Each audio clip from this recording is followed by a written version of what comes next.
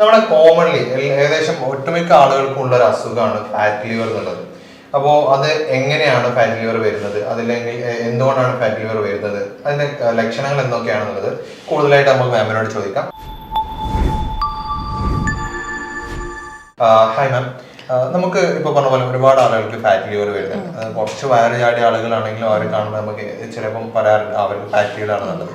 എന്താണ് ശരിക്കും fat liver എന്ന് പറഞ്ഞാൽ? ഫാറ്റ് ലിവർ എന്ന് പറഞ്ഞാൽ ബേസിക്കലി ഒരു ജീവിതശൈലി രോഗമാണ്. അപ്പം ജീവിതശൈലി എന്ന് പറഞ്ഞു കഴിഞ്ഞാൽ നമ്മുടെ ആഹാര രീതി തെറ്റായതുകൊണ്ട്, അല്ലെങ്കിൽ വ്യായാമം കൃത്യമായി നടക്കാത്തത് കൊണ്ട്, അല്ലെങ്കിൽ കൃത്യമായിട്ട് അത് ഫോളോ ചെയ്യാതെ വരുന്നതുകൊണ്ട്, നമ്മുടെ ഡയറ്റിലൊക്കെ എന്തെങ്കിലും കറക്ഷൻ ചെയ്താൽ പോലും പെട്ടെന്ന് നമുക്ക് മാറ്റിയെടുക്കാൻ പറ്റുന്ന കംപ്ലീറ്റ് ആയിട്ടൊരു ജീവിതശൈലി രോഗമാണ് ഫാറ്റി ലിവർ. അപ്പോൾ നമ്മുടെ പേര് പറയുന്ന പോലെ തന്നെ ഫാറ്റി ലിവർ, അതായത് കരളിൽ കംപ്ലീറ്റ് ആയിട്ട് കൊഴുപ്പടിയുന്ന ഒരു അവസ്ഥയാണ് ഫാറ്റി ലിവർ. ഓക്കെ, അപ്പോൾ ഈ കരളിൽ കൊഴുപ്പ് അടിയാന്ന് പറഞ്ഞു, അത് എന്തുകൊണ്ടാണ് നമുക്ക് ഇങ്ങനെ കരളിൽ കൊഴുപ്പ് അടിയുന്നത്? അപ്പം നമ്മളൊരു കാലഘട്ടത്തിന് മുൻപ് വരെ, നമുക്കറിയാം കുറച്ച് കാലം മുൻപ് വരെ ഇപ്പം ഒരാൾക്ക് കരൾ രോഗം ഉണ്ടെന്ന് പറഞ്ഞാൽ നമ്മൾ ആദ്യം തന്നെ പറയും അയാളൊരു മദ്യപാനിയാണ്, അതുകൊണ്ടാണ് ഇങ്ങനെ വന്നത്, അല്ലെങ്കിൽ മദ്യം അമിതമായി കഴിച്ചിരുന്നു, അല്ലെങ്കിൽ ദുശ്ശീലങ്ങൾ കൊണ്ടാണ് അയാൾക്ക് കരളിന് രോഗം വന്നത്. പക്ഷെ കാലഘട്ടങ്ങളൊക്കെ ഒരുപാട് മാറി വന്ന ഒരു സാഹചര്യത്തിൽ ഇന്നിപ്പം വെജിറ്റേറിയൻ മാത്രം കഴിക്കുന്നവർക്ക്, അതുപോലെ മദ്യം ജീവിതത്തിൽ ഒരിക്കൽ പോലും കഴിക്കാത്തവർക്ക് വരെ ഫാറ്റി ലിവർ ഉണ്ടാവുന്നുണ്ട്.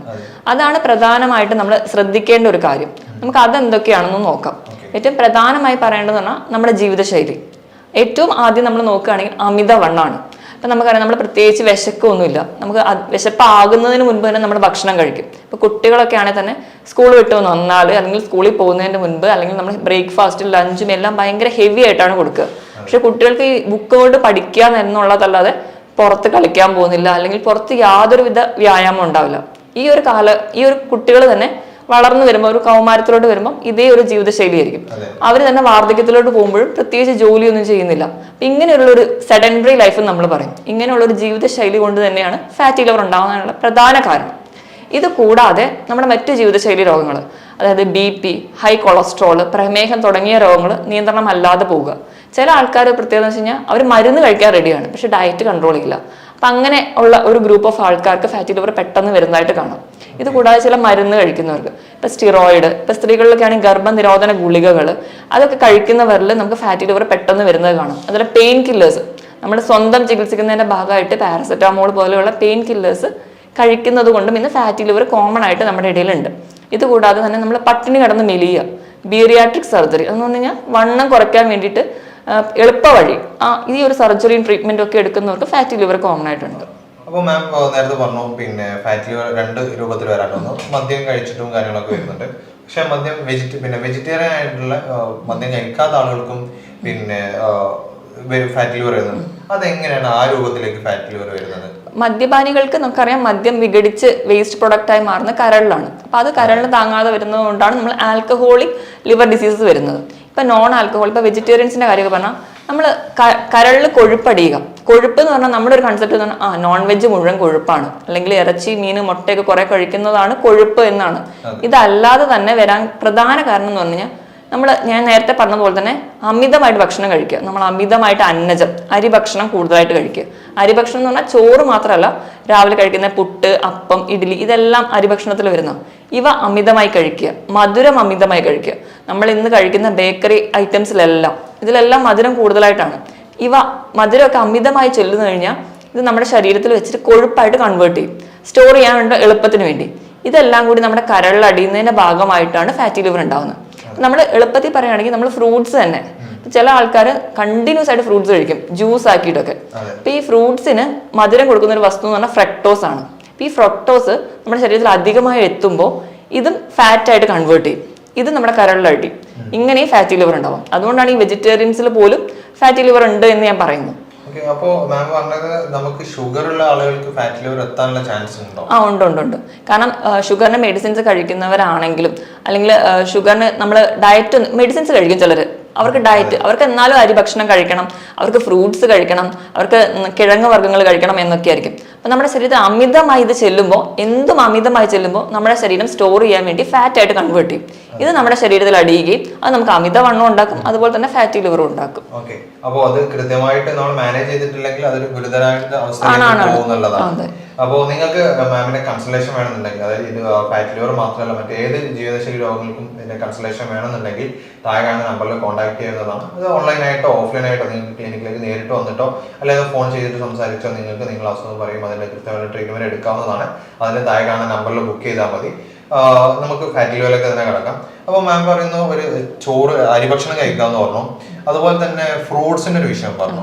അത് ഈ ചോറും അരിഭക്ഷണം എങ്ങനെയാണ് ഈ ഫാറ്റി ലിവറിലേക്ക് എത്തുന്നത്? നമ്മള് ചോറ് അല്ലെങ്കിൽ എന്ത് അരിഭക്ഷണം ആണെങ്കിലും ഇത് അന്നജമാണ്, അതായത് കാർബോഹൈഡ്രേറ്റ്. ഈ കാർബോഹൈഡ്രേറ്റ് നമ്മുടെ ശരീരത്തിന് ആവശ്യത്തിന് ചെല്ലുകയാണെങ്കിൽ നമ്മുടെ ശരീരത്തിൽ ഊർജ്ജമായിട്ട് ഉണ്ടാക്കി നമ്മുടെ ശരീരത്തിലെ എല്ലാ പ്രവർത്തനങ്ങളും നടക്കാൻ വേണ്ടി ചെല്ലും. നമ്മൾ അമിതമായിട്ട്, പ്രത്യേകിച്ച് മലയാളികളൊക്കെ ആണെങ്കിൽ 3 നേരം ചോറ് കഴിക്കാൻ താല്പര്യമുള്ളവരാണ്, അല്ലെങ്കിൽ രാത്രി കപ്പ കഴിക്കുക, രാത്രി നിർബന്ധമായിട്ട് ചോറ് കഴിക്കുന്ന ഒരുപാട് പേര് നമ്മുടെ ഇടയിലുണ്ട്. അപ്പം ഇങ്ങനെ അമിതമായിട്ട് കാർബോഹൈഡ്രേറ്റ് ചെല്ലുമ്പോൾ ഈ കാർബോഹൈഡ്രേറ്റ് എല്ലാം നമ്മുടെ ശരീരത്തിൽ സ്റ്റോർ ചെയ്യും. കാരണം നമ്മുടെ ആവശ്യത്തിന് കഴിഞ്ഞ എക്സസ് ആയിട്ടുള്ളത് സ്റ്റോർ ചെയ്യും. ഇത് സ്റ്റോർ ചെയ്യുന്നതാണ് ഫാറ്റിന്റെ ഫോമിലോട്ട്. അതുകൊണ്ടാണ് നമുക്ക് ഇന്ന് ഫാറ്റി ലിവർ ഉണ്ടാകുന്ന ഒരു കാരണം അരിഭക്ഷണമാണെന്ന് പറയുന്നത്. ഓക്കെ, അപ്പോൾ ഈ ഫ്രൂട്ട്സ് എങ്ങനെയാണ് നമ്മളിപ്പോൾ ഫ്രൂട്ട്സ് ജ്യൂസ് ആയിട്ട് കഴിക്കുന്നത്?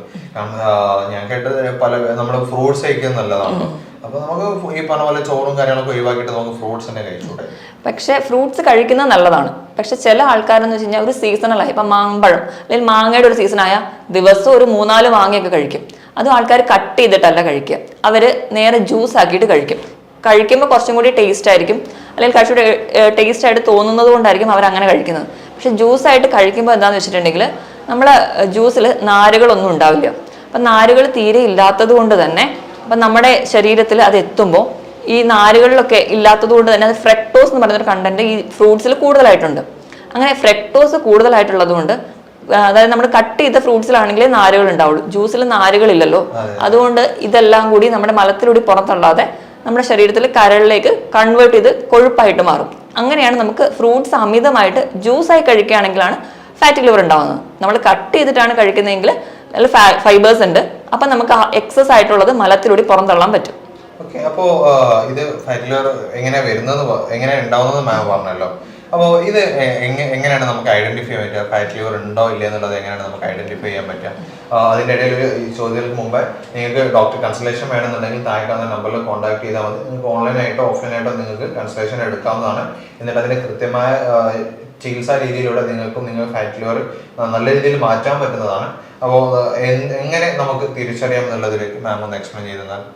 നമ്മൾ ഒരാളെ കാണുമ്പോൾ തന്നെ നമുക്ക് ഫാറ്റ് ലിവർ ഉണ്ടോ എന്ന് ഡൗട്ട് അടിക്കുന്നതിന് ഒരു കാരണം എന്ന് വെച്ച് കഴിഞ്ഞാൽ കുടവയറാണ്. അത് തടിച്ച ആളായാലും മെലിഞ്ഞ ആളായാലും കുടവയർ ഉണ്ടെങ്കിൽ നമുക്കതൊരു ഡൗട്ട് അടിക്കുന്ന ഒരു കേസാണ്. അപ്പം നമ്മളതൊരു കൺഫേം ചെയ്യാൻ വേണ്ടിയിട്ട്, അല്ലെങ്കിൽ അത് ഫുള്ളി കംപ്ലീറ്റ് ഒരു ഇൻവെസ്റ്റിഗേഷനിലോട്ട് പോകുമ്പോൾ ഏറ്റവും ആദ്യം പറയുന്ന USS അബ്ഡോമൻ ആണ്.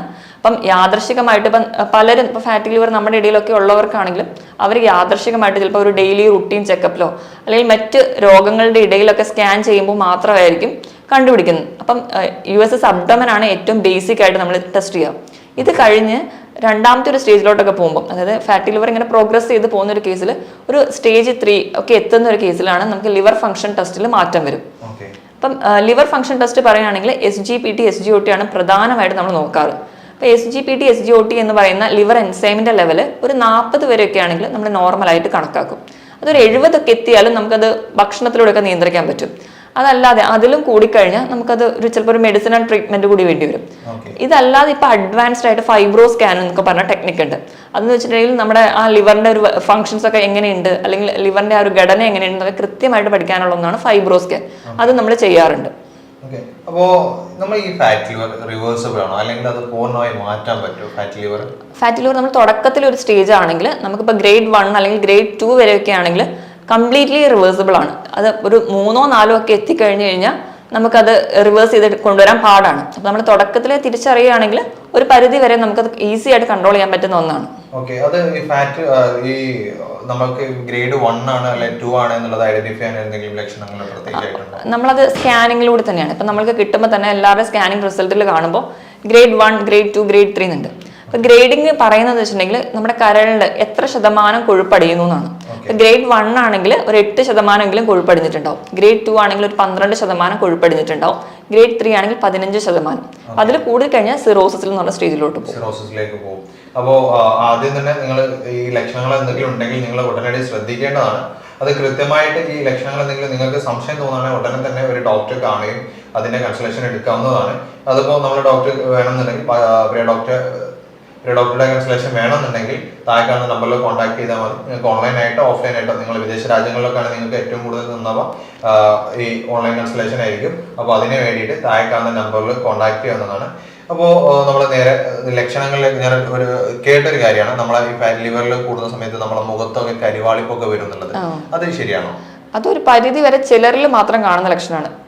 പ്രധാനമായിട്ടും പറയുകയാണെങ്കിൽ ഫാറ്റി ലിവറിന് പ്രത്യേകിച്ച് ലക്ഷണങ്ങൾ കാണിക്കില്ല. യാതൊരുവിധ ലക്ഷണങ്ങളും കാണിക്കാതെയാണ് ഫാറ്റി ലിവർ പ്രസന്റ് ചെയ്യാറ്. ഞാൻ പറഞ്ഞല്ലോ, യാദൃശ്ചികമായിട്ട് നമ്മൾ സ്കാൻ ചെയ്യുമ്പോഴൊക്കെ ആയിരിക്കും എനിക്ക് ഫാറ്റി ലിവർ ഉണ്ട് എന്ന് നമ്മൾ അറിയാറ്. അപ്പം പ്രധാനമായിട്ട് കാണുന്ന ലക്ഷണങ്ങൾ ചോദിച്ചു കഴിഞ്ഞാൽ വളരെ കുറഞ്ഞ ആൾക്കാരിലേ കാണാറുള്ളൂ. കാണുകയാണെങ്കിൽ ഏറ്റവും കൂടുതൽ ഞാൻ പറഞ്ഞ കൊടവയറ്, ഗ്യാസിന്റെ ബുദ്ധിമുട്ട്, നെഞ്ചരിച്ചിൽ, ഗ്യാസ് ട്രബിൾ ആണ് പ്രധാന ലക്ഷണം. വയറ് കമ്പിച്ചൊരവസ്ഥ. അപ്പം ഇങ്ങനെ ഗ്യാസ് ഒരുപാട് കയറുമ്പോൾ തന്നെ നമുക്ക് ഭക്ഷണം നല്ലപോലെ ദഹിക്കാന്നില്ലാന്ന് തോന്നും. അങ്ങനെ ദഹനക്കേടാണ് ഇവർക്ക് കൂടുതലായിട്ട് നിൽക്കുക. അങ്ങനെ ഭക്ഷണം കൃത്യമായി ദഹിക്കാത്തതുകൊണ്ട് വിശപ്പുണ്ടാവില്ല. അങ്ങനെ വിശപ്പില്ലാതെ വരുമ്പോൾ നമുക്ക് കഠിനമായ ഒരു ക്ഷീണം. ലിവറിന്റെ ഏറ്റവും വലിയൊരു ലക്ഷണം എന്ന് പറഞ്ഞാൽ ഏത് ലിവർ രോഗങ്ങളാണെങ്കിലും കഠിനമായ ഒരു ക്ഷീണം നിലനിൽക്കുന്നുണ്ടാവും. അപ്പൊ ഇതൊക്കെയാണ് തുടക്കത്തിൽ വരിക. ഇനി രോഗം മൂർച്ഛിക്കുന്ന ഒരു അവസ്ഥയൊക്കെ എത്തുമ്പോഴത്തേക്കും മഞ്ഞപ്പിത്തം ഉണ്ടാവാറുണ്ട്, സ്കിന്നിൽ ചൊറിച്ചിൽ വരാം, അതുപോലെ കാലിലൊക്കെ നീര് വരാം. അപ്പൊ നീരിന്റെ ഒരു പ്രത്യേകത വെച്ച് കഴിഞ്ഞാൽ നമ്മൾ തൊടുമ്പോൾ അതങ്ങ് താഴ്ന്നു പോകും. നമ്മൾ കൈവിരൽ മാറ്റുമ്പോൾ തിരിച്ച് നോർമലാവും. അപ്പൊ അങ്ങനെ പിറ്റിംഗ് ടൈപ്പ് ഓഫ് എഡിമ എന്നാണ് തന്നെ പറയാം. അങ്ങനെ പ്രസന്റ് ചെയ്യാറുണ്ട്. ചിലർക്കൊക്കെ ആണെങ്കിൽ മൂക്കിൽ നിന്ന് രക്തസ്രാവം വരെ വരാറുണ്ട്. കാരണം എന്ന് പറഞ്ഞാൽ നമ്മുടെ ലിവറിലാണ് ബ്ലഡ് കട്ട പിടിക്കാനുള്ള ഒരു ക്ലോട്ടിംഗ് ഫാക്ടേഴ്സ് ഉണ്ടാവുന്നത്. അപ്പൊ ലിവറിന്റെ ഫംഗ്ഷൻസ് ഒക്കെ പോകുമ്പോൾ രോഗം അത്ര സീരിയസ് ആവുന്ന ഒരു കണ്ടീഷനിൽ ഇങ്ങനെ ബ്ലഡ് ക്ലോട്ട് ചെയ്യാൻ പറ്റാതെ വരുന്നത്, അങ്ങനെ മൂക്കിൽ നിന്ന് രക്തസ്രാവം വരെ പ്രസന്റ് ചെയ്തിട്ടുണ്ട്. അപ്പോൾ ഇത്രയും ലക്ഷണങ്ങൾ വളരെ കോംപ്ലിക്കേഷൻ എത്തിയ രൂപത്തിൽ മാത്രമേ കാണുന്നുള്ളൂ.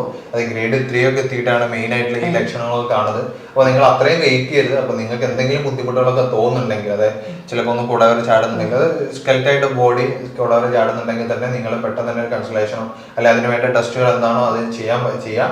അത് ഒരു ബേസിക്കലി ഉള്ള ഒരു ഫാറ്റ് ലിവർ ഒക്കെ ആണ് നമുക്കത് 100% നമുക്ക് റിവേഴ്സിബിൾ ആണെന്നാണ് ഡോക്ടർ പറഞ്ഞിട്ടുള്ളത്. അപ്പോൾ നിങ്ങളെ കൺസൾട്ടേഷൻ ഡോക്ടർ കൺസൾട്ടേഷൻ നിങ്ങൾക്ക് വേണമെന്നുണ്ടെങ്കിൽ താഴെ കാണുന്ന നമ്പറിൽ കോൺടാക്ട് ചെയ്താൽ മതി. ഓൺലൈനായിട്ടോ ഓഫ്ലൈനായിട്ടോ ബന്ധപ്പെടാവുന്നതാണ്.